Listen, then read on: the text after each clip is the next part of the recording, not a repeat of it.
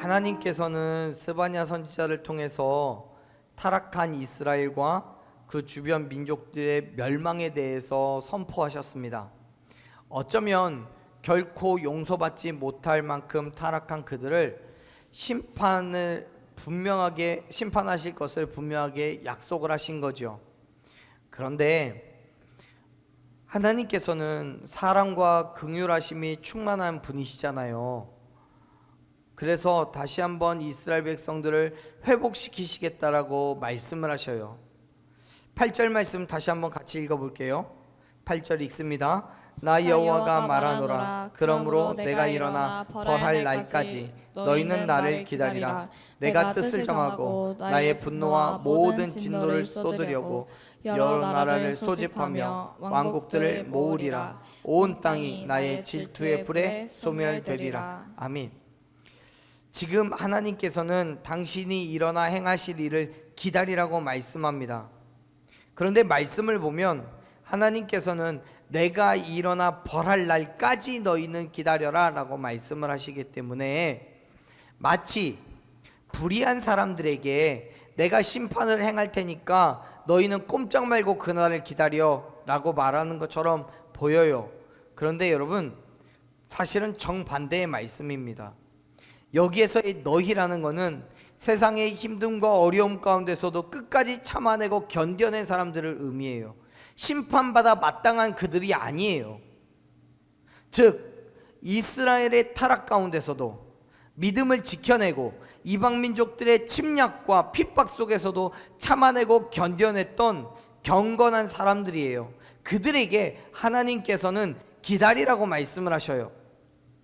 우리 성경에 기다리라라고 번역되어 있는 히브리어는 기다리다, 앙망하다 이런 의미가 있습니다. 부정적인 의미에서의 기다리는 게 아니라 긍정적인 의미에서의 기다림이에요. 그래서 기대가 되는 거예요. 하나님께서 지금 이렇게 말씀하시는 거죠. 내가 일어나서 악한 자들을 벌할 그때가 반드시 있을 건데 그때를 너희는 기다려야 돼. 경건한 성도인 너희는 믿음을 지키고 참아내고 견뎌내며 내가 벌할 악한 자들을 벌할 그때를 너희는 기다려야 돼 라고 말씀하시는 거예요.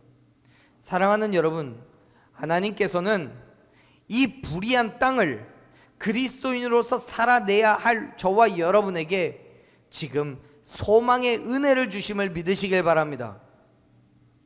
하나님께서는 반드시 이 땅에 모든 분노와 진노를 쏟아내시며 질투의 불로 소멸하실 것입니다. 8절 중간에서부터 그렇게 말씀하시잖아요. 하나님께서 이미 뜻을 정하셨다고요. 그렇습니다. 하나님께서는 이스라엘의 타락과 이방 민족들의 핍박 가운데서도 여전히 하나님의 말씀에 순종하며 믿음을 지켜내는 당신의 백성을 구원하시기 위해 이스라엘과 이방 민족들의 심판을 약속하고 계시는 거예요.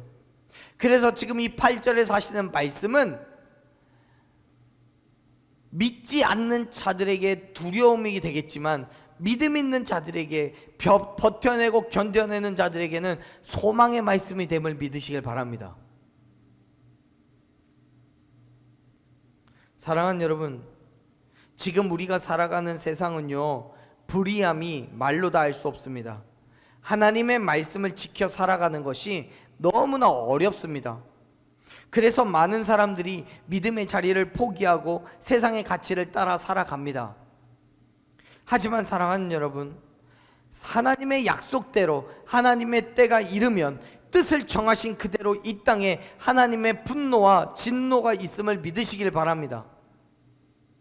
그렇기 때문에 힘들고 어려울지라도 끝까지 여러분의 믿음의 자리를 지켜내십시오.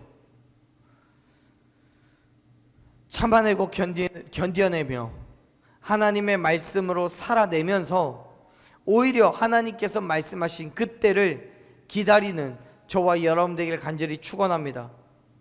분명히 하나님께서는 이 땅을 심판하시겠지만 그 심판의 날에 당신의 백성들을 구원하시며 어려움과 고난 가운데서 회복시켜 주실 줄로 믿으시길 바랍니다.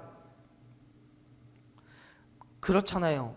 하나님의 사랑은요 하나님의 긍휼하심은요, 모든 백성이 멸망당하는 것을 원하지 않으세요. 바울은 디모데전서 2장 4절에서 말씀합니다. 하나님은 모든 사람이 구원을 받으며 진리를 아는 데에 이르기를 원한다고요.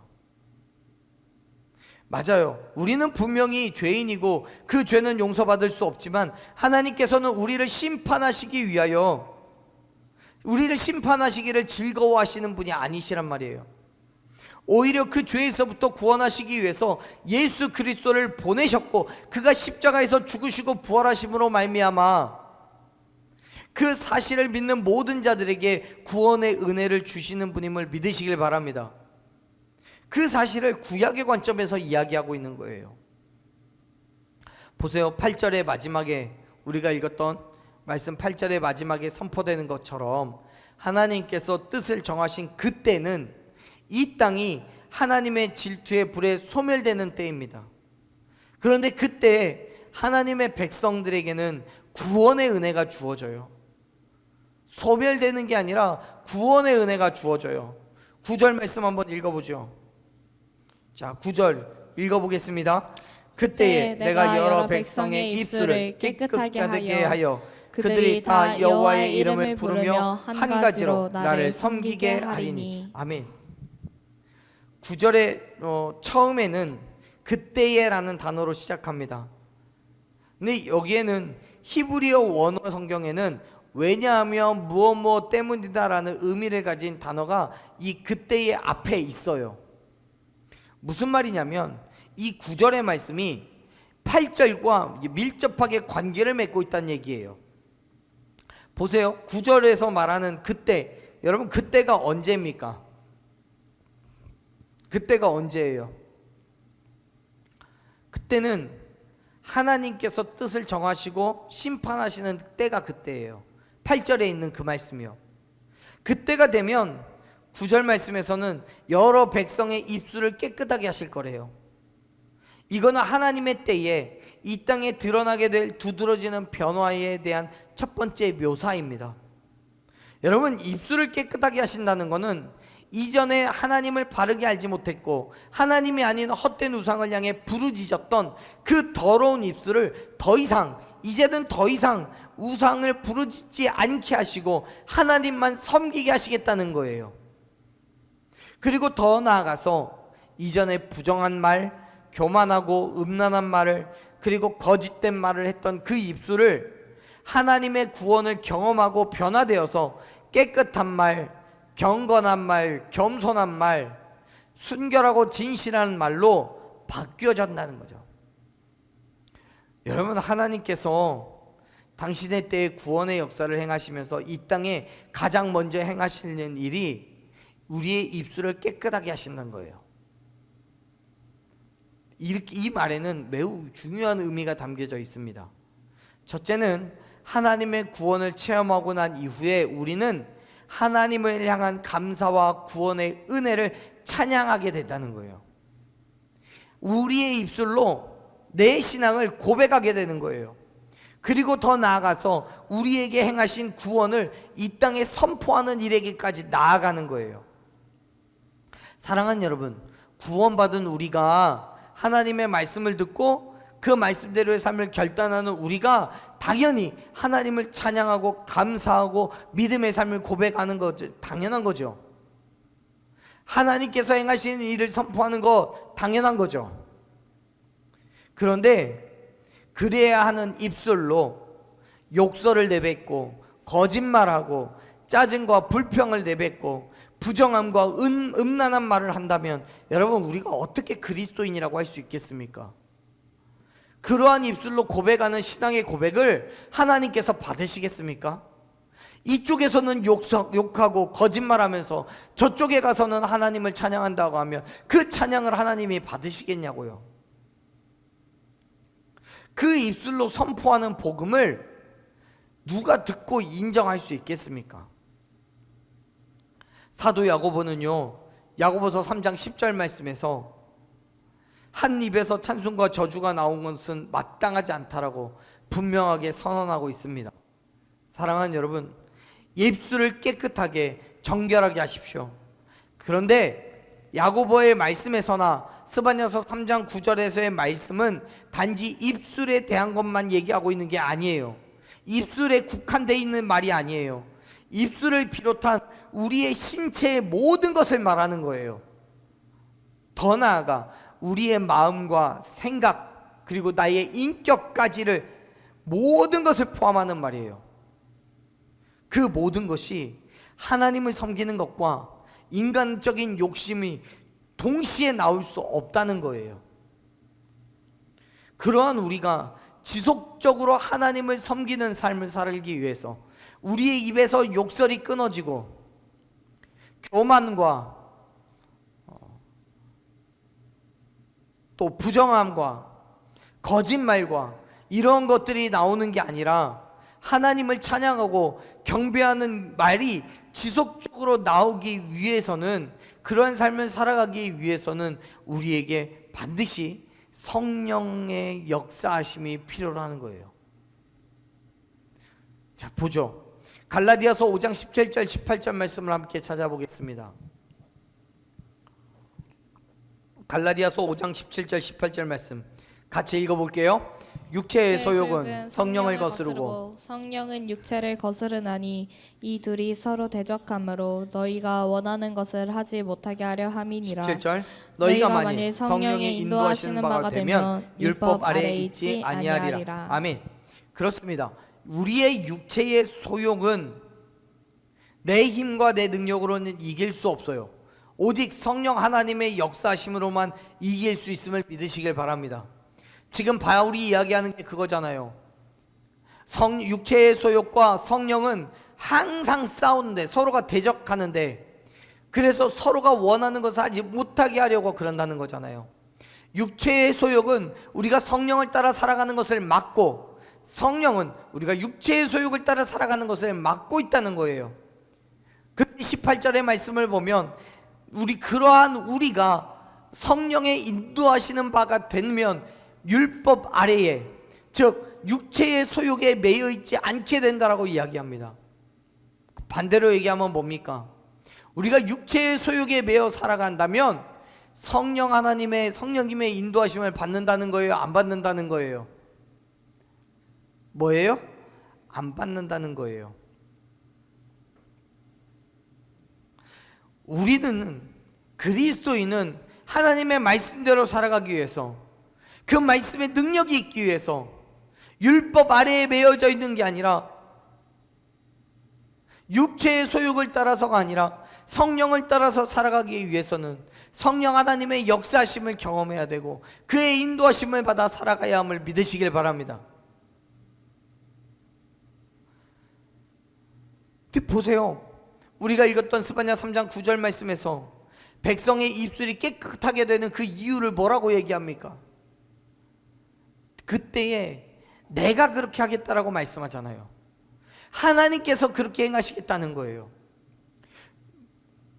맞아요. 본질적으로 진노의 자녀인 내가, 죄 가운데 있었던 내가 어떻게 나 스스로를 정결하게 하고 내가 스스로 깨끗하게 할 수 있단 말입니까? 하나님께서 그렇게 해 주시는 거예요. 오직 하나님만이 우리에게 그러한 은혜를 베풀 수 있는 거예요. 아멘. 전적으로 부패한 사람을 깨끗하게 하실 수 있는 분은 오직 그 사람을 지으신 분이시고 그 자신이 온전하고 거룩하신 분이시고 죄와 철저하게 구별되신 하나님, 거룩하실 뿐만 아니라 전능하신 능력의 하나님이심을 믿으시길 바랍니다. 그렇기 때문에 우리는 하나님의 인도하심으로 나아가야 되는 거예요. 하나님의 역사심 가운데로 나아가야 되는 거예요. 하나님께서 저와 여러분의 삶을 주관하시고 역사하심으로써 정결하고 거룩한 하나님의 자녀된 삶을 살아갈 수 있음을 여러분 믿으시길 바랍니다. 하나님께서 그렇게 우리 가운데 역사하심으로 말미암아 타락한 인간을 회복시키시는 거예요. 하나님의 백성으로 바꾸어 가시는 거예요. 하나님의 영광을 위하여 하나님 앞에 굴복하고 하나님의 말씀만 붙잡고 살아가게 하시는 거예요. 하나님께서는 그렇게 역사하심으로써 결국 부패하고 타락한 이스라엘은, 그리고 모든 이방 민족들은 회복하기를 시작하는 거예요. 자, 10절 말씀을 같이 읽어보겠습니다. 10절 읽습니다. 내게 구하는 하나님 백성들 곧 내가 흩은 자의 딸이 구스강 건너편에서부터 예물을 가지고 와서 내게 바칠지라. 아멘.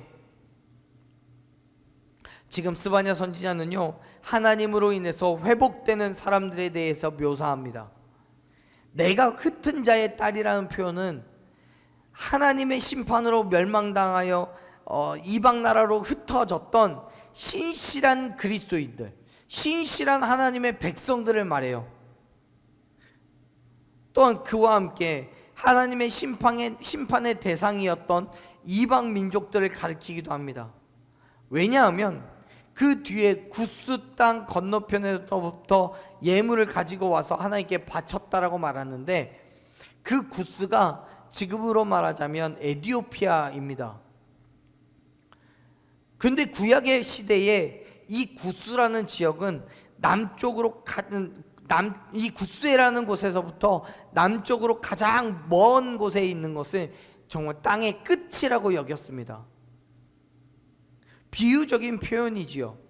그래서 지금 10절에서 표현하고 있는 것은 무슨 얘기냐면, 에디오피아를 의미하는 것이 아니라 땅 끝에서부터 그 에디오피아를 넘어선 땅 끝에서부터 하나님께 예물을 가지고 온다는 거예요. 결국 하나님의 구원이 이 땅의 끝까지 이를 것이고, 그 어떤 제약도 없이 모든 사람들이 하나님을 경배하게 될 것이라고 선포하고 있는 거죠. 그렇습니다. 여러분, 하나님께서 행하시는 회복은 완전한 회복입니다. 생명의 구원뿐만 아니라 삶의 회복까지도 이루시는 그 은혜가, 지금 그 회복이 지금 이스라엘 가운데 주어진다는 거예요. 언제요? 언제 주어져요? 하나님의 때가 이르면. 이것은 우리 개개인의 삶의 자리에서 예수 그리스도를 믿음으로 구원함을 얻게 되는 것을 말함과 동시에, 마지막 때에 예수 그리스도께서 이 땅에 다시 오셔서 어둠에 속한 이 땅에 하나님의 나라를 세우는 그 영원한 행복을 경험하게 될 거라는 말씀이에요.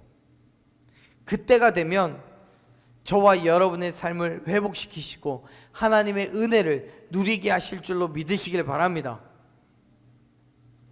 그렇기 때문에 사랑하는 여러분, 하나님께로 나아가십시오. 하나님께서 저와 여러분에게 베푸시는 은혜와 회복을 경험하시기를 바랍니다. 그것은 예수 그리스도를 믿음으로 하나님의 자녀가 됨으로써 주어지는 은혜예요.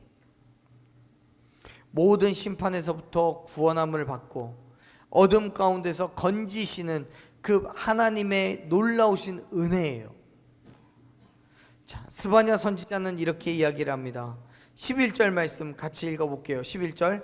그날에 내가 내게 범죄한 모든 행위로 말미암아 수치를 당하지 아니할 것은, 그때 내가 내 가운데서 교만하여 자랑하는 자들을 제거하여 내가 나의 성산에서 다시는 교만하지 않게 할 것임이라. 아멘. 11절에 처음에 기록된 그날은 하나님께서 심판하시겠다고 약속하신 그때입니다.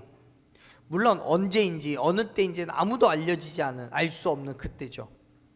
그때가 그날에 하나님께서 이방 민족들을, 그리고 타락한 이스라엘 백성들을 심판하시는 그날에 하나님께서는 모든 행위로 말미암아 수치를 당하지 않게 하시겠다라고 약속하셨어요. 사실 여기에서 말하는 이 모든 행위에는 하나님의 심판을 받게 되는 이유가 들어있는 행위예요. 그런데 그리한 불의한 행위들이, 하나님 앞에 범죄한 행위들이 심판이나 고난 그리고 수치를 가져다 주지 않을 거라고 말해요. 하나님 앞에 범죄한 것이 그냥 범죄한 거지, 그것이 무슨 다른 의미가 있다고 수치를 가져다 주지 않게 하실 수 있냐는 거죠. 하나님께서는 분명하게 선포하십니다. 하나님께서 그들 가운데 교만하여 자랑하는 자들을 제거하실 거라고요. 무슨 말이냐면 하나님께서는 과거의 모든 죄를 용서하실 뿐만 아니라 이전의 죄를 다시 반복하지 않게 하시겠다는 거예요. 교만하여 자랑하는 자들을 제거하신다는 거죠. 그런데 여러분, 여기에서 우리는 한 가지 의문점이 생깁니다. 이전에 하나님께서는 타락한 이스라엘 백성들과 또 범죄한 이방 민족들에 대한 심판을 피할 수 없다고 말씀하셨어요. 그런데 지금은 11절에서 그러한 하나님께서 오히려 그 모든 죄를 용서하시고 다른 사람들이 심판받을 때에 그 심판을 피할 수 있는 사람들이 있다고 말씀하시잖아요. 뭔가 이상해요. 하나님의 심판은 피할 수 없는데 또 하나님의 심판을 피할 수 있다라고도 얘기해요. 이 문제에 대한 해답은 12절에 있습니다. 12절 말씀을 읽어볼게요. 읽습니다. 내가 곤고하고 가난한 백성을 내 가운데에 남겨두리니 그들이 여호와의 이름을 의탁하여 보호를 받을지라. 아멘. 하나님께서는 지금 곤고하고 가난한 백성들이 하나님의 이름을 의탁하여 보호를 받게 된다고 선포합니다. 여기에서 말하는 이 곤고하고 가난한 백성이라는 것은 앞에 11절에서 표현하고 있는 교만하고 자랑하는 자들과 대조되는 사람들이에요. 즉 하나님의 심판은 교만하고 자랑하는 자들에게 주어지고 오히려 곤고하고 가난한 백성들은 구원을 경험하게 된다는 얘기예요. 그렇다면 이 곤고하고 가난한 백성들은 누구겠습니까? 이 단어가 의미하는 그대로 그들이 곤경에 빠져 있고 가난하여서 먹고 살기가 힘든 그런 사람들을 말하는 것이 아니에요. 일종의 비유적인 표현이죠. 이들은 교만한 사람들과는 반대로 겸손한 사람들, 나를 자랑하는 것이 아니라 반대로 하나님을 의지하는 사람들을 의미합니다. 즉 이들이 하나님의 심판을 피하게 된 근본적인 이유는 겸손하게 하나님 앞에 나아가서 자신의 삶을 내려놓고 모든 상황 가운데 하나님의 일하심을 간구했기 때문이라는 사실을 믿으시길 바랍니다. 예수님께서는 마태복음 5장 3절과 4절 말씀에서 그렇게 얘기하셔요. 심령이 가난한 자는 복이 있다고요. 또 4절에서도 애통하는 자는 복이 있다고도 말씀하셔요. 그렇습니다. 사랑하는 여러분, 겸손하게 하나님을 의지하며 가난한 심령으로 하나님의 도우심을 간구할 때 하나님께서는 저와 여러분의 삶에 적극적으로 개입하셔서 구원을 허락하실 뿐만 아니라 이 땅에 행하실 놀라운 계획을 이루어 가실 줄로 믿으시길 바랍니다. 그렇기 때문에 하나님을 절대적으로 신뢰하고 인간적인 나의 욕심과 만족을 내려놓고 겸손하게 자기를 낮추고 가난한 마음으로 하나님의 구원을 소망하는 저와 여러분이 되기를 간절히 축원합니다. 그때에 하나님께서는 결코 우리를 외면하지 않으십니다. 세상의 힘듦과 어려움 가운데서 우리를 보호하시고 모든 심판 중에 구원하시는 은혜를 누리게 하실 줄로 믿으시길 바랍니다. 세상 가운데 하나님을 의지하며 하나님의 보호를 받는 자들을 해할 수 있는 것은 아무것도 없어요. 말씀을 볼까요? 마지막인데요. 세상 가운데 하나님을 의지한 사람들, 하나님의 보호하심을 받는 사람들에 대한 이야기입니다. 13절 말씀 같이 읽겠습니다. 이스라엘의 남은 자는 악을 행하지 아니하며 거짓을 말하지 아니하며 입에 거짓된 혀가 없으며 먹고 누울지라도 그들을 두렵게 할 자가 없으리라. 아멘. 자, 보세요. 13절에서 이렇게 얘기합니다. 남은 자는, 이스라엘의 남은 자는 악을 행하지 않고요, 거짓도 말하지 않고요, 그 입에 거짓된 혀도 없어요. 먹고 누워도 그들을 두렵게 할 자가 없다고 얘기해요. 지금 스바냐 선지자는 이렇게 말하는 거예요. 하나님의 구원을 받고 회복된 이스라엘의 남은 자들을 두렵게 할 수 있는 자들이 없다고요. 이 어둠의 땅에서 모든 사람들이 악을 행할지라도 남은 자들은 악을 행하지 않고, 모든 사람들이 거짓을 말할지라도 거짓을 말하지 않고, 이 땅에 남은 자들을 두렵게 할 자들이 없다는 거예요. 사실 여러분, 우리는 믿음이 있지만 여전히 어둠에 속한 현실 가운데 살아가고 있기 때문에 때로는 세상과 같지 않으면 어려움을 당하지 않을까, 세상의 가치를 따르지 않으면 삶이 곤고해지지 않을까 염려합니다. 걱정도 합니다. 가능하면 쉽게 살고 싶고, 할 수만 있다면 많은 물질과 높은 명예와 권력을 가지고 살고 싶은데, 믿음 때문에 그것을 포기해야 되는 것이 걱정되고 염려된다고 할지라도 내려놓으라는 거예요. 그런데 여러분, 성경은 분명히 우리에게 말합니다. 세상에 악을 행하지 않더라도, 세상의 거짓에 동참하지 않더라도 평안히 먹고 마시며 누울 수 있다고요. 우리를 두렵게 할 자가 없다라고 말씀합니다. 그렇습니다. 이미 9절에서부터 하나님께 믿는 자들, 하나님의 백성들 가운데 역사하셔서 그들을 회복시키시고 지키시고 보호하시겠다라는 분명한 약속을 하셨음을 믿으시길 바랍니다. 이미 9절에서부터 하나님께서 믿는 자들, 하나님의 백성들 가운데 역사하시고 회복시키시고 지키시고 보호하시겠다라고 약속을 하셨어요. 그 약속이 13절에서는 누구도 하나님의 자녀를 해할 자가 없다는 것으로 정리가 됩니다. 자, 마지막 13절 말씀 읽어볼게요. 읽습니다. 이스라엘의 남은 자는 악을 행하지 아니하며 거짓을 말하지 아니하며 입에 거짓된 혀가 없으며 먹고 누울지라도 그들을 두렵게 할 자가 없으리라. 아멘.